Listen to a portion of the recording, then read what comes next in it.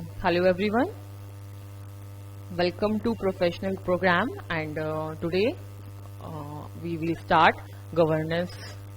Our book 100 marks का आपका ये टॉपिक है, पूरी की पूरी बुक है and most importantly governance is actually what you are going to do the moment you will enter into your organization, either it's a firm or it's a company, जो भी है एक्चुअली में जो आपका प्रैक्टिकल एस्पेक्ट आएगा, जो real task आएगा वो यही होगा कि how to take care of all the things in the premises of the company and taking all the challenges and all the risk from the outside as well as from the inside of the organisation. तो basically अगर हम बात करें, ये book सिर्फ और सिर्फ ऐसी बुक नहीं है जिसका मेन मकसद हमें नॉलेज देना है इन द सेंस कि हम पेपर को क्लियर कर ले. ये बुक हमें जिंदगी के यानी कि हमारी प्रैक्टिकल लाइफ जब हम अपनी जॉब पर आएंगे उस लाइफ में हमें किस किस तरीके से चीजों को टैकल करना है ये हमें सिखाएगा थ्रू गवर्नेंस. आपके करिकुलम में इस पूरी बुक को 4 पार्ट्स में डिवाइड किया गया है. तो हमने जो अपनी स्टडी करनी है वो बहुत ही स्मार्ट स्टडी करनी है. Smart study in the sense knowledge के साथ साथ हमें सिर्फ ये नहीं करना कि पेपर पास कर लेना है, हमें इसमें अच्छा स्कोर भी करना है ताकि कहीं ना कहीं अगर मेरा किसी सब्जेक्ट में I am not that much good, because it is not a compulsion या एक नेसेसरी थिंग नहीं होता कि you are good in all the subjects, but ये जरूर है कि किसी में तो आप एक्सपर्ट होते हैं. तो अगर हम इस पे अपनी एक्सपर्टाइज कर ले और अगर हमारे इसमें हम 60 और 70 प्लस स्कोर कर ले तो दूसरे में हमारे पास एक बर्डन जो होगा वो आपका इतना ज्यादा बर्डन नहीं रहेगा. आप उसमें इतना फोकस कर लेना कि ओके एटलीस्ट आप एग्रीगेट जो 50 तक का पोर्शन है उतना भी स्ट्रेच आउट कर ले या 40s में भी आ रहे हैं, बट वो आपको यहां से कवरेज मिल जाएगा. तो इस मॉड्यूल को एक फन वे में, एक लर्निंग वे में एंड एक नॉलेजेबल वे में हमें सीखना है. अब सबसे पहले आप देखेंगे आपके सामने जो भी है, देयर आर टोटल 4 पार्ट्स और ये जो 4 पार्ट्स है अगर आपकी स्क्रीन पर शेयर है तो ये जो 4 के 4 पार्ट्स है ये आपका पूरा का पूरा करिकुलम है. As you can see part 1 जो है हमारा वो है 50 मार्क्स का, फॉलोड बाय पार्ट 2. ये एक ही चैप्टर है जिसकी वेटेज 20 मार्क्स है.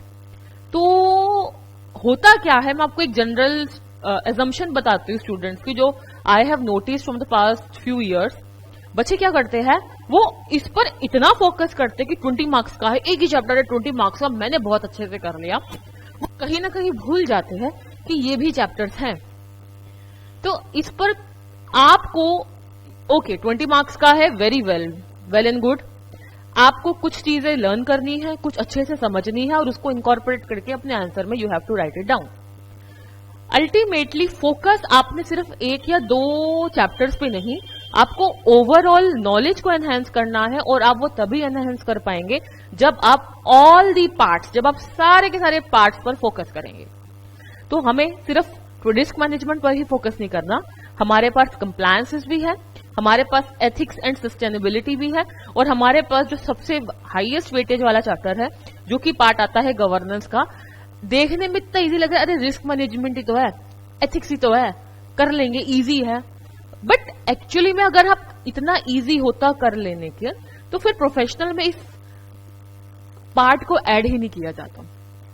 अगर आप अपनी मंजिल से सिर्फ सेमी क्वालिफाइड सीएस होने से सिर्फ एक स्टेप पीछे है, तो जब वो आप एक स्टेप पीछे है तो ऑब्वियसली जब आपका पेपर चेक किया जाएगा तो माइंड में पेपर चेकर की यही होगा कि क्या ये बच्चा, हम इनको अगर पास कर देंगे, इसका पेपर पास होने लायक है, क्या ये बच्चा कल को सीएस बनने के लिए एलिजिबल है, कि अभी इसको थोड़ा सा चांस देने की नीड है, थोड़ा सा और पढ़ने की नीड है, थोड़ा सा खुद को पॉलिश करने की नीड है. तो आपको ये प्रूव करना है अपने आप को कि no, I am completely ready to enter into the corporates, to join a firm, to open my own firm. वो आपके ऊपर है. तो चलिए हम जो स्टार्ट करेंगे, मैं एक बार बता देती हूँ. गवर्नेंस 50 मार्क्स का है हमारा, then risk management 20 marks, then part 3 compliance again 20 marks, part 4 ethics and sustainability again 10 marks. तो टोटल ये हमारी जो है 100 मार्क्स का ये पूरा का पूरा हमारा सब्जेक्टिव पेपर आता है, और ट्रस्ट मी ये एक ऐसा स्कोरिंग पेपर है जिसमें कॉन्फिडेंस भी होता है, और यार आप क्लासेस के साथ साथ अपना कोर्स भी कंप्लीट कर लोगे तो आप एक माइंड क्या बोले से रिलैक्स रहेंगे कि ओके मेरे को बाकी सब्जेक्ट्स पे मैं फोकस कर लेता हूँ, ये तो साथ साथ हमारा क्लासेस के चल ही रहा है। तो अभी जो हम पार्ट शुरू कर रहे हैं, पहले हम करते हैं स्टार्ट अपना पार्ट 4 जो कि है ethics and sustainability. You must be wondering sir 10 marks का ही तो है। यस 10 मार्क्स का है, इसीलिए पहले करवा रही हूँ क्योंकि इसके again we have around 4 chapters इस पूरे पार्ट में, और एक बार ये कर लोगे इसको फिर आपको करना क्या है, आपको मैं एक शेड्यूल बताऊंगी। अगर आपने जो चीज आज पढ़ी, ठीक है, उसको रात को आपने रिवीजन करनी है, अगेन उसको आपको 15 डेज 1 वीक बाद आपको 1 वीक बाद उसको रिवाइज करना है, अगेन उसको उसकी 15 डेज बाद करना है, देन 1 मंथ, फिर आपको वो उसी चीज को 15 डेज के गैप में सिर्फ रिवीजन करनी है। क्योंकि सबसे ज्यादा प्रैक्टिकल एस्पेक्ट यानी कि जो थ्योरेटिकल वर्क है, जो थोड़ा सा मतलब लेमेंस लैंग्वेज में ना लिख के थोड़ा सा एक प्रोफेशनल लैंग्वेज में यानी कि राइटिंग स्किल्स में आपको लिखना होगा, वो आपको इससे स्टार्ट करना है। क्योंकि एथिक्स थोड़ा सा सिंपल टॉपिक हो जाता है और हमने थोड़ा बहुत बैकअप लिया हुआ है एग्जीक्यूटिव लेवल में भी, अपना CSEET या फाउंडेशन लेवल में भी, तो हम थोड़ा सा जो आज तक पढ़ते आए हैं उसको लिखना कैसे है उस पर ध्यान देंगे। लिखना इन द सेंस आप प्रोफेशनल में है, you are going to be professional, right now you are a professional, तो ऑब्वियसली आपसे जो एक्सपेक्टेशंस होगी वो थोड़ी सी हाई होंगी कि आप एक नॉर्मल लेमैन स्टूडेंट की तरह नहीं, आप एक प्रोफेशनल की तरह लिखेंगे पेपर। तो उसको समझने के लिए हम स्टार्ट करेंगे एथिक्स से, उसके बाद ही हम आगे प्रिंसिपल्स, रूल्स, अपने कंप्लायंस पढ़ेंगे, देन फॉलोड बाय गवर्नेंस पढ़ेंगे, तो उस पर आपको करना है। तो डिवीजन आपने रिवीजन भी जब करनी होगी तो आपको इसी तरीके से करनी है। मैं हर सैटरडे को जूम पर डाउट सेशन लेती हूँ, आप लोग इंस्टीट्यूट से मेरा नंबर ले सकते हैं, एंड वहां पर आपको जो भी उनसे नंबर लेके आप मुझे व्हाट्सएप कर दीजिए। कॉल पिक ना भी कर पाऊं बट व्हाट्सएप आप जरूर करेंगे, व्हाट्सएप का रिप्लाई आपको सीन होने के एक्सट्रीम बाद आ जाएगा, और जब भी सैटरडे को जब भी क्लास हुआ करेगी आपको बता दिया जाएगा। आपके जो भी डाउट्स होंगे वो सैटरडे को जूम सेशन पर कंप्लीट कर लिया जाएगा, ठीक है। अब हम स्टार्ट करते हैं अपना part 4। As you can see ये आपका पार्ट 4 में आ रहा है, अभी हम सिर्फ उसी को ही डिस्कस करते हैं पार्ट 4 को। पार्ट 4 में हमारे पास है एथिक्स एंड सस्टेनेबिलिटी। इस टॉपिक को समझने से पहले इसकी चीजें समझ लेते हैं कि इसमें है क्या। पहले तो एथिक्स क्या होता है, प्रिंसिपल्स क्या होता है, मैम बचपन से सीखते आ रहे हैं, बचपन यानी कि आपका CS का बचपन, जब से आप उसमें है। एथिक्स क्या है, what is right and what is wrong, उसको एथिक्स कहते हैं। बट वही चीज सीखनी होती तो फिर आप प्रोफेशनल में क्यों होते। तो आज हम एथिक्स को थोड़े एक नए वे में सीखेंगे। तो इसमें जो आपका करिकुलम में है हियर, ये देखो, इसमें आप सीखेंगे एथिक्स और बिजनेस को कोरिलेट करना है।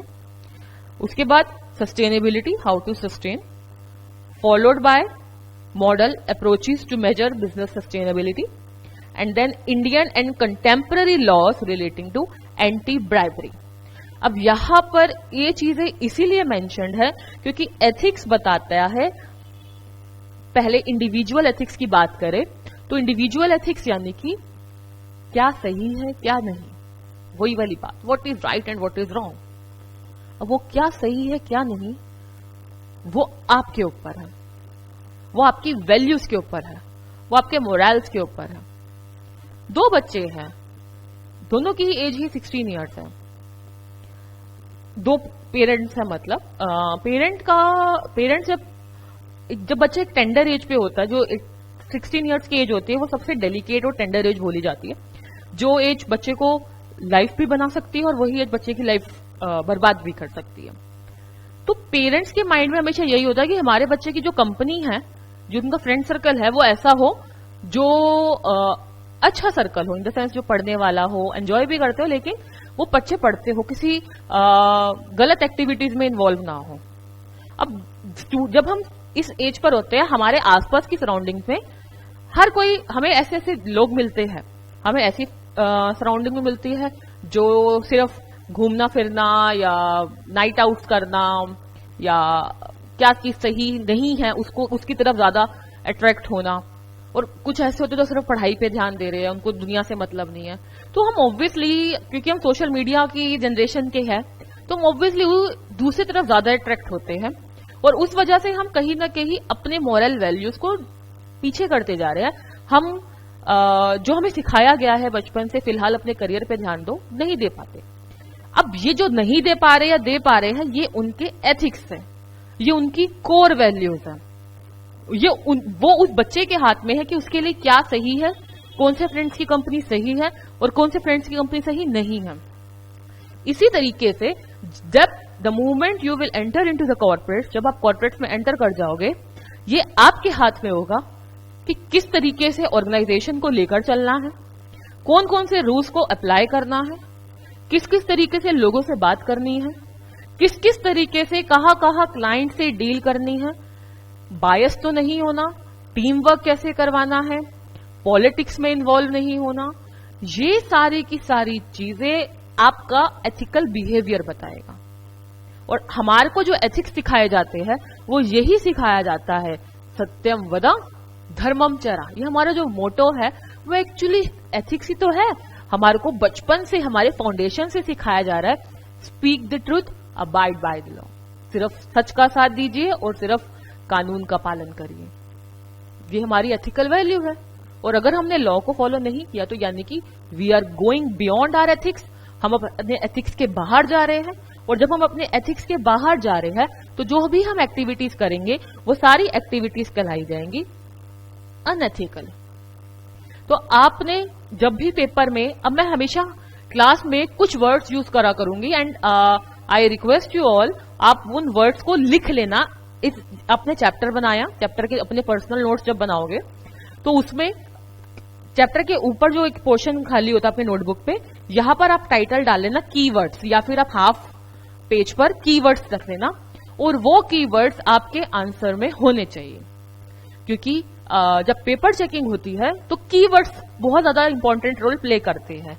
अगर आप एथिक्स यूज कर रहे हैं तो आपको अनएथिक्स यानी कि अनएथिकल वर्ड भी यूज करना होगा। ठीक है, तो इसमें हमारे ये चीजें हैं। तो उसके बाद हमारा है case studies and practical aspects.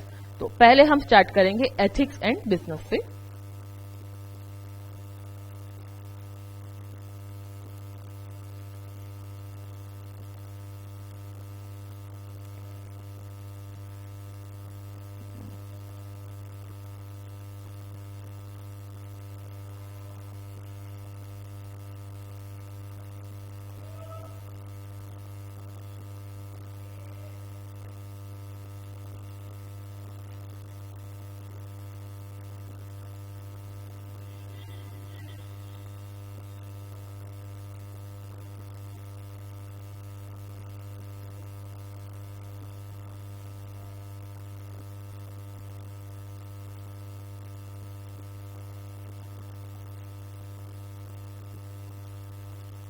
चलिए, ethics and business. Currently I have opened and आपको जो मेल में भी आएगा वो आईसीएसआई का करंट मॉड्यूल आएगा जो कि आपके एग्जामिनेशन के लिए वैलिड है। एंड साथ साथ इन द इनिशियल क्लासेस जब भी I will be making any PPT, जो भी पीपीटी के साथ में आपको पढ़ा रही होंगी, जब भी जो वीडियोस में पीपीटी होंगी वो भी आपके पास थ्रू मेल आपके पास पहुंच जाया करेगी। तो वही आपके बेसिक नोट्स होंगे। और हो सकता है कुछ कुछ नोट्स में आपको डिक्टेट भी करवाऊं, किस हिसाब से आपको एग्जाम में लिखना है। क्योंकि डिक्टेशन इन द सेंस जो आप किस तरीके से आपको एग्जैक्ट वर्ड्स लिखने हैं, एग्जैक्ट लाइंस लिखनी है, वो स्टार्टिंग में नहीं होगी।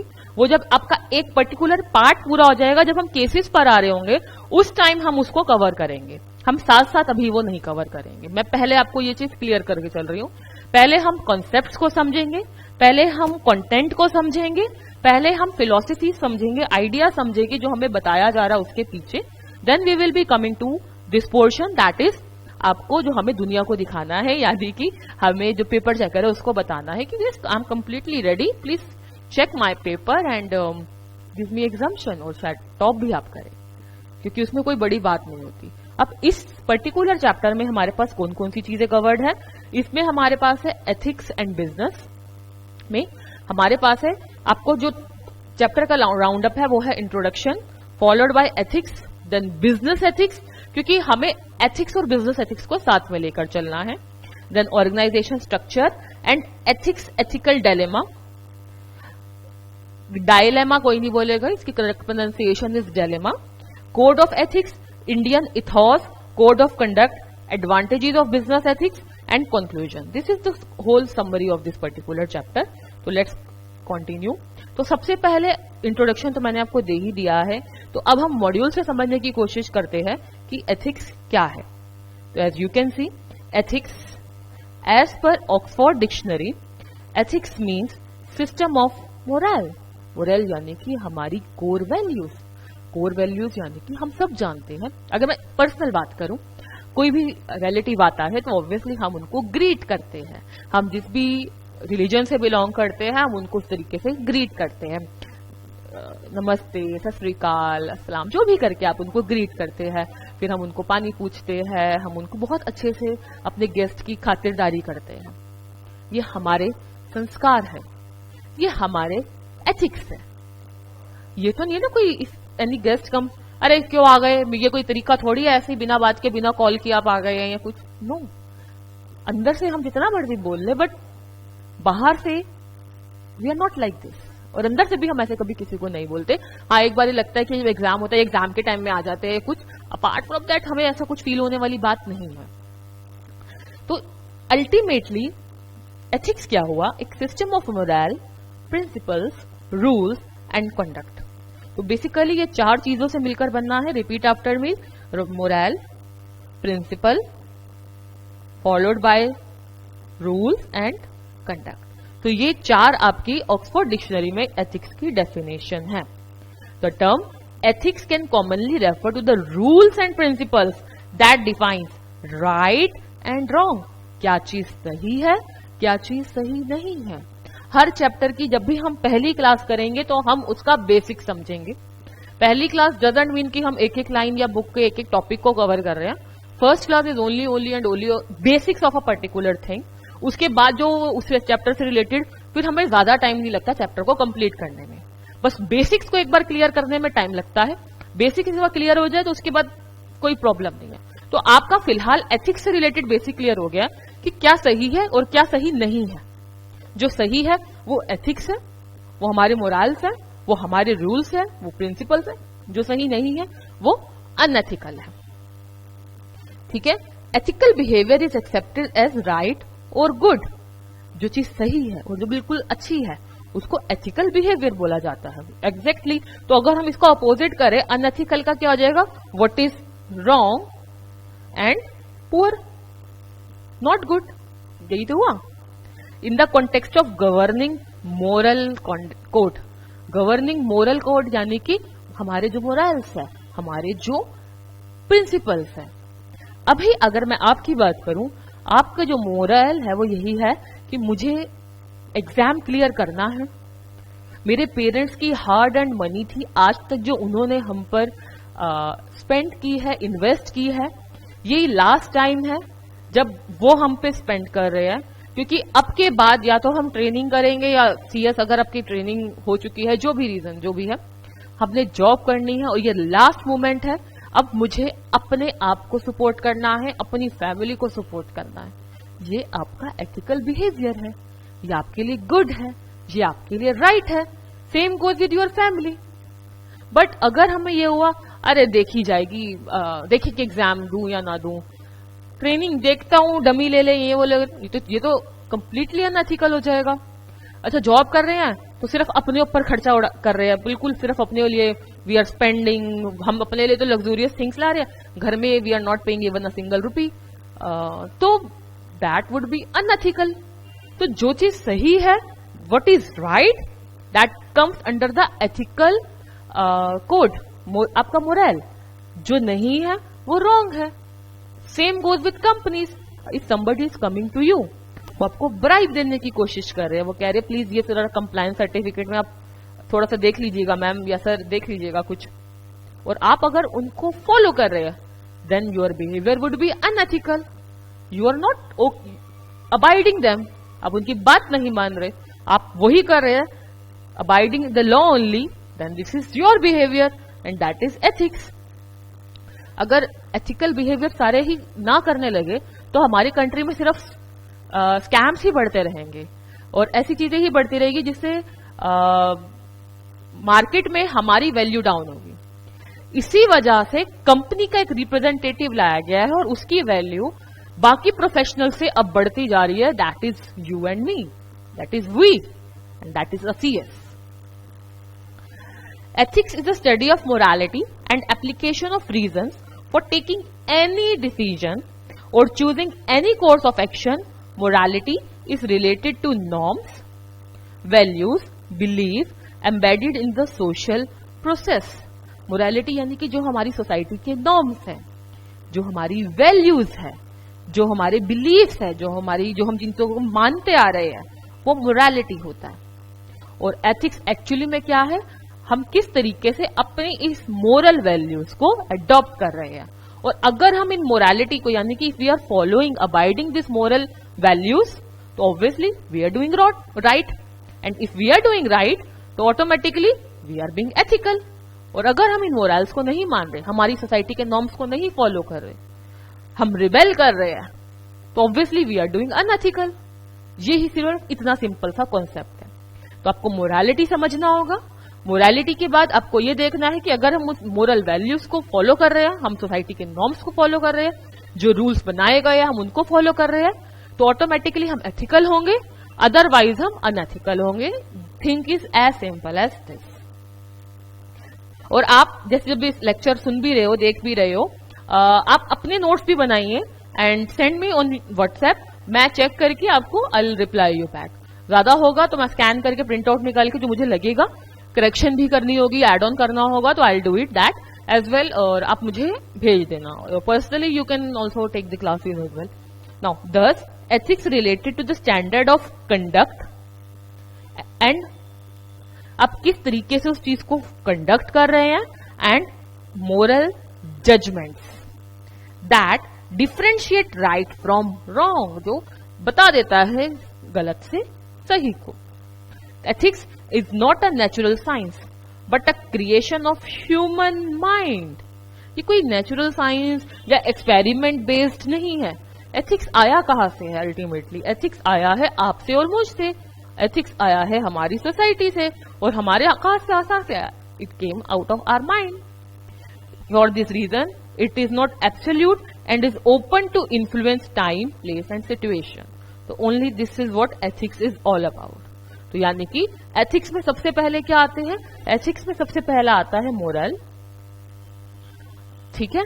और अगर ये if we are following this moral, if we are following the norms of the morality, then moral के बाद ये कहा जाता है, देन इट गोज, अगर ये मोरल आप जानते हैं राइट है या रॉन्ग है। अगर ये राइट होंगे तो ऑटोमेटिकली ये क्या हो जाएंगे? अगर ये राइट है that would be ethics या ethical, और जो नहीं है तो unethical। और ये जो भी मोरल है ये कहां से डेवलप हुए हैं? ये सारे they are not based on scientific research or anything, they are not based on natural science, they are only based on human mind। ये ह्यूमन माइंड की क्रिएशन है, वो सबसे डेंजरस क्रिएशन ही ह्यूमन माइंड की होती है, ठीक है। Now coming to next, that is business ethics. तो एथिक्स तो हमें क्लियर हो गया। अब आपको इस वर्ड से भी क्लियर हो जाएगा, यानी कि जब हम ये जो मोरालिटी है, मोरल नॉर्म्स है, बिलीफ्स है, जब ये बिजनेस यानी कि ऐसी चीज से रिलेटेड जिसमें कॉमर्स है, ट्रेड है, जो बिजनेस से रिलेटेड है एथिक्स, उनको हम जो अगर अब हम बिजनेस में चीजों को मॉरली कर रहे हैं तो दैट वुड बी एथिकल।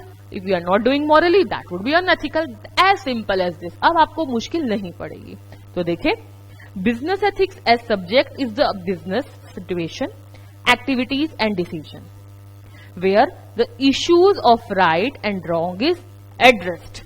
क्योंकि बिजनेस है तो इसमें देखा जाता है, जो इश्यूज है वो देखे जाते हैं, ये चीज सही हुई है, ये चीज सही नहीं हुई। Business ethics constitute the ethical यानी कि moral principle and challenges that arise in a business environment.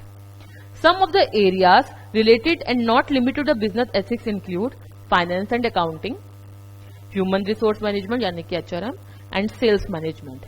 यानी कि इसमें से कुछ चीजें हैं जो बिजनेस एथिक्स में लिमिटेड नहीं होती, मतलब इनकी एक्सपेंशन बहुत ज्यादा होती है और उसमें निकालना, जज कर पाना मुश्किल होता है, बट बिहेवियर सबका एथिकल होना चाहिए. फॉर एग्जाम्पल, अगर आप अकाउंटिंग का प्रोसेस कर रहे हैं या फाइनेंस रिलेटेड कोई काम कर रहे हैं, तो ऑब्वियसली आपको अकाउंटिंग स्टैंडर्ड्स को फॉलो करना है. ऑब्वियसली जो कंपनी जिन स्टैंडर्ड्स को फॉलो कर रही, you have to abide by them only. अगर ह्यूमन रिसोर्स मैनेजमेंट है, अगर रिक्रूटमेंट का प्रोसेस है या किसी भी चीज से रिलेटेड प्रोसेस है, तो वो सिर्फ और सिर्फ ऑर्गेनाइजेशन करेगी और कोई नहीं करेगा. तो इन चीजों को देखा जाता है.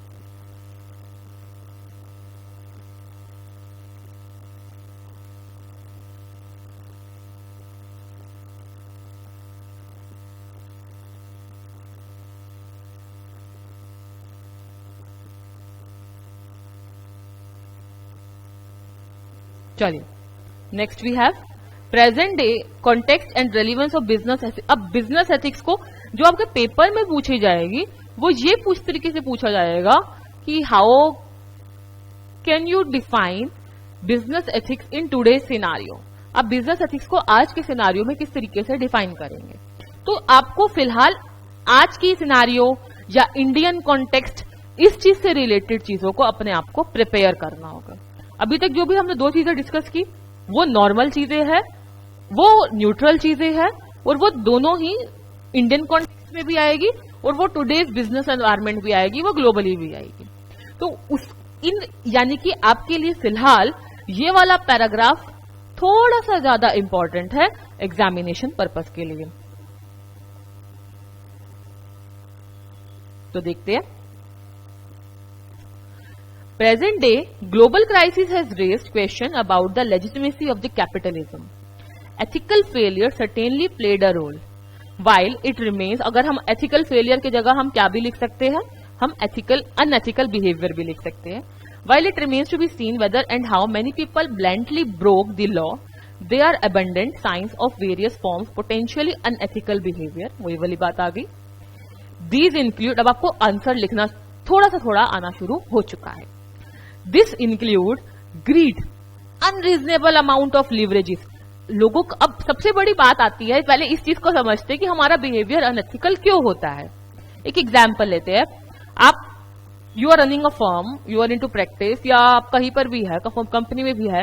If somebody comes to you and they are giving you huge huge huge amount of sum कि प्लीज देख लीजिए, अगर आप कुछ कर सकते हैं तो we will give you somewhere around 5 crore और 10 करोड़, देख लीजिएगा, ऐसे करके, मतलब हमें पेनल्टी से बचा लीजिए, या हमने ये किया था, अगर इसका कुछ कवर अप हो सकता है, या कुछ करके.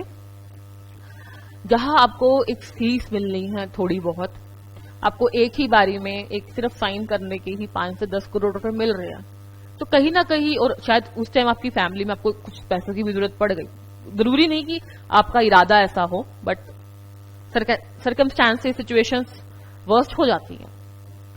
तो अगर हम उस चीज को फॉलो करने पे चले गए तो हम कहीं ना कहीं अपने साथ ऑनेस्ट नहीं रहेंगे. हमारा जो बिहेवियर होगा दैट वुड बी अनएथिकल, और जब हमारा वो बिहेवियर अनएथिकल होगा तो उसका एंड रिजल्ट ये होगा, हम अपने साथ तो गलत करेंगे ही, अपने प्रोफेशन के साथ भी करेंगे.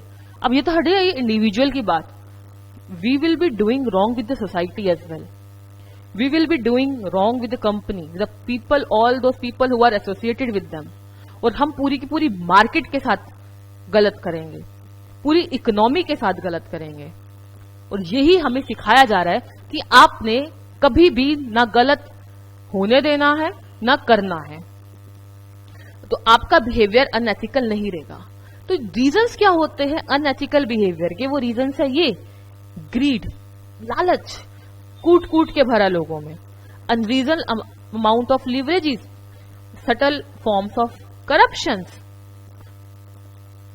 ये करवा दो, मतलब कोई लिमिट ही नहीं है.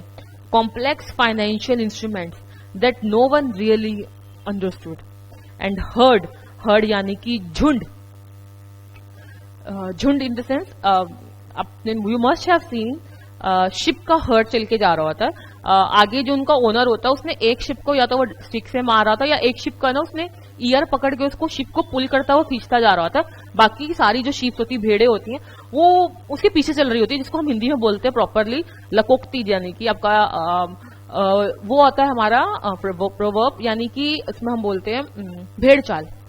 बाकी की जितनी शीप्स होती है वो इस डर से कि उनका ऑनर उनको भी मारेगा, वो सिर्फ एक को पकड़ के सिर्फ डर के मारे पीछे पीछे, और they are following each other, they are not using their brain.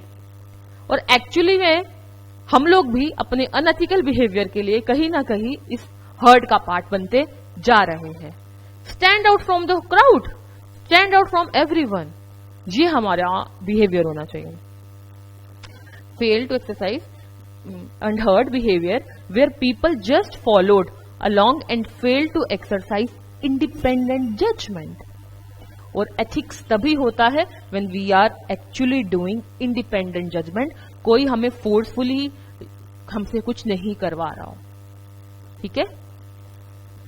Business leaders must use their personal moral compasses to make ethical decisions. As for business compass, it should be oriented towards satisfying customer above all the stakeholders.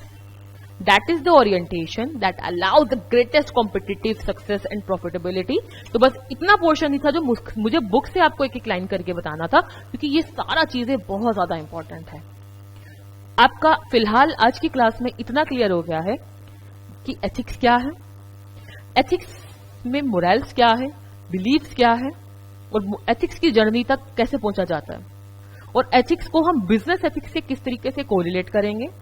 और when we are correlating business ethics, तो हमने ये जो business ethics है ये आज की situation में किस तरीके से अडॉप्ट हो गया है। तो फिलहाल आपका एक होमवर्क होगा, आपको ये जो केस है फिलहाल ये आपका होमवर्क है, ठीक है, ये आपका होमवर्क में होगा, क्योंकि नेक्स्ट क्लास में हम इसके आगे से स्टार्ट करेंगे। हम स्टार्ट करेंगे bottom line for the future, और उसके बाद फिलहाल एक क्वेश्चन आंसर्स के मैं आपको देखती हूँ इसमें से जो क्वेश्चंस मैं आपको दे पाऊं इम्पोर्टेंट। तो आपका जो होमवर्क है नेक्स्ट क्लास में हमारा ये चैप्टर कंप्लीट हो जाएगा, ठीक है। और आपका जो होमवर्क करना है वो है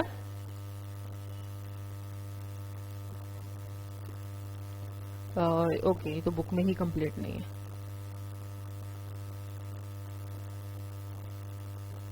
मैं आपको क्वेश्चंस बोलती हूँ, क्वेश्चंस लिख लीजिएगा। What do you mean by business ethics? What do you mean by business ethics?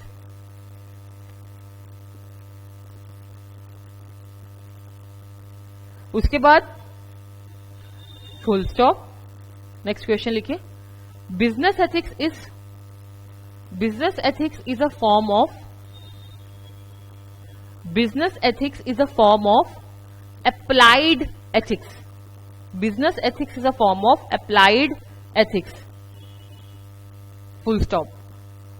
इसको आप एक काम कीजिए, इस कोड को इन्वर्टेड कॉमास में कर लीजिए। ये आपका ये जो है ये line ethics, full stop, explain.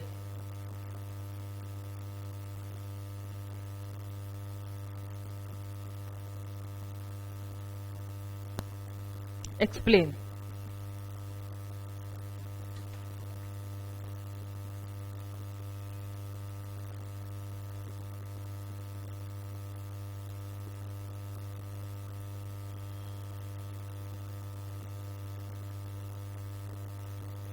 ठीक है, एक सेकेंड, मैं आपको एक टॉपिक और बता देती हूँ, एक क्वेश्चन और लिख लीजिए। What do you mean by ethical dilemma? What do you mean by ethical dilemma?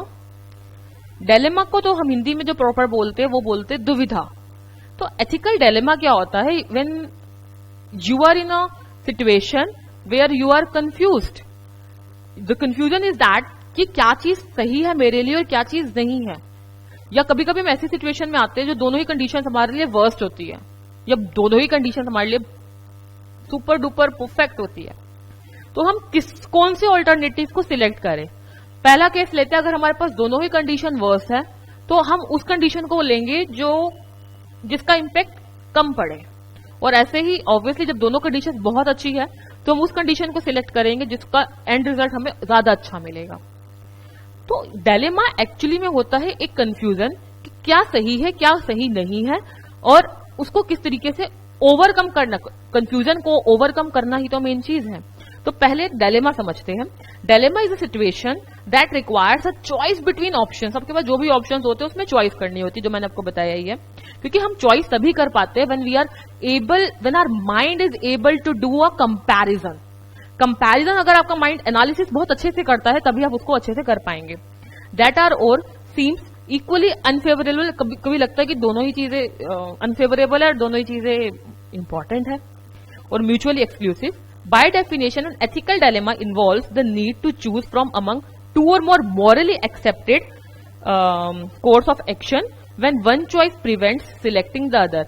जब एक चॉइस दूसरी को सिलेक्ट करने में रोक रही है, हम अच्छा ये कर ले, अच्छा करूं ना करूं समझ नहीं आ रहा। जैसे आज की डेट में आप लोगों की एक टेंशन होती है, परेशानी होती है, एलएलबी करूं, कर ली, प्रैक्टिस करूं, ट्रेनिंग करूं, पहले पेपर पास करूं। You are in an ethical dilemma. तो भी एक ग्रुप दूं, 3 ग्रुप दूं, 2 दूं, तैयारी होगी नहीं होगी, कैसे चलेगा कैसे नहीं होगा। You are actually in an ethical dilemma and वो चॉइस करना आपके हाथ में ही है। तो वो सिलेक्शन अलग प्रोसेस है। तो भी जो ये कंफ्यूजन है और ये कंपैरिजन किया जाता है, ये एथिकल डायलेमा में आता है, जो कि इक्वली एक्सेप्टेड। अब आपको होता है एग्जाम दूं, तीनों दे देते हैं, अरे 3 में तो हालत खराब हो जाएगी, चलो 2 ही दे देते हैं। मुझे तो 2 भी मुश्किल लग रहा है। जब हमारा एग्जाम आने लगता है तब तक हम 3 के 2 के 1 पे रह जाते हैं। तो इस चीज को आपको थोड़ा सा अपने एंड से ही करना होगा। तो ये डायलेमा को आपको सिलेक्ट, मतलब डायलेमा से बाहर निकलना है, in the sense select, in the sense correct option को you have to select. A dilemma could be right versus wrong situation in which the right could be more difficult to pursue and wrong would be more convenient. A right versus wrong dilemma is not so easy to resolve. इतना easy नहीं होता, वो आप बहुत अच्छे से जानते हैं फिलहाल अपनी condition. It often involves an apparent conflict between moral imperatives in which to obey one would result in transgressing the other. Obviously आप अगर एक को obey कर रहे हो तो दूसरे को आप disobey कर रहे हो, और शायद दूसरे को disobey करने का end result हो सकता है जो अभी obey कर रहे हैं वो कहीं ना कहीं आगे चल के अफेक्ट करे। फॉर एग्जाम्पल अभी आपने डिसीजन लिया एग्जाम देंगे, तो आपने ट्रेनिंग नहीं की, तो ट्रेनिंग नहीं की तो आप अभी थोड़े से मंथ सीएस बनने से पीछे हट गए। तो इस चीज का आता है। N ethical dilemma involve situation that makes a person question with what is right और रॉन्ग। बट अभी आप पीछे हट गए, लेकिन जब आप ट्रेनिंग पर आओगे तब आप मेंटली प्रिपेयर्ड होगे, क्योंकि आप सेमी क्वालिफाइड सीएस होंगे। आपको कोई पेपर नहीं देने, कुछ नहीं करना, सिर्फ ट्रेनिंग करनी है, अपना जाना है और स्टाइपेंड करना है, अपना अच्छे से एक्सपीरियंस गेन करना है, देन सीएस की मेंबरशिप के लिए अप्लाई कर देना है। बस यही तो बचा। This dilemma can be highly complex and difficult to resolve. Easier dilemma involves right versus wrong answer, whereas complex dilemma involves a decision between and a right or another right choices. तो दो सही choices में से लेना होता है हमें decision, तो वो हो जाता है कॉम्प्लेक्स डायलेमा. तो डायलेमा की फिलहाल हमारे पास दो पार्ट्स हो गए, आप यहाँ पर देखेंगे. एक हो गया आपका इजियर डायलेमा और एक हो गया कॉम्प्लेक्स. इजी में आराम से चॉइस कर लेते हैं, पता चल जाता है what is right and what is wrong, वो इजियर है. लेकिन जो कॉम्प्लेक्स होता है उसमें दोनों ही सही होते हैं और उन दोनों सही में से एक बेस्ट वन सिलेक्ट करना होता है, तो that becomes a complex ethical dilemma. ठीक है, तो आपको ये क्वेश्चन भी हो गया, what do you mean by dilemma. तो फिलहाल के लिए हम इतना ही रखते हैं. इन द नेक्स्ट क्लास हम इस चैप्टर को और इसका नेक्स्ट चैप्टर भी स्टार्ट कर देंगे और नेक्स्ट चैप्टर को कंप्लीट करेंगे. तब तक के लिए बाय एवरीवन, टेक केयर. और आप जब भी जैसे ही वीडियो देखो, आपको जो भी क्वेश्चंस बोले हैं, it's a request, hardly it will take 15 और 20 मिनट्स ऑफ योर्स. आप उसको काम कर लो एंड जैसी भी हैंडराइटिंग में करो, अपने रफ नोट्स में करो. मुझे कोई असाइनमेंट शीट्स में नहीं चाहिए, आप मुझे भेज दो एंड मैं चेक करके आपको फीडबैक जरूर, रिप्लाई जरूर करूंगी. ठीक है, कॉन्टेक्ट नंबर अगर आपके पास है very good, otherwise you can take it from the institute as well. तो तब तक के लिए बाय एवरीवन, टेक केयर. अगले सेशन में, अगली क्लास में मिलते हैं. And all the very very very very very best for your preparations.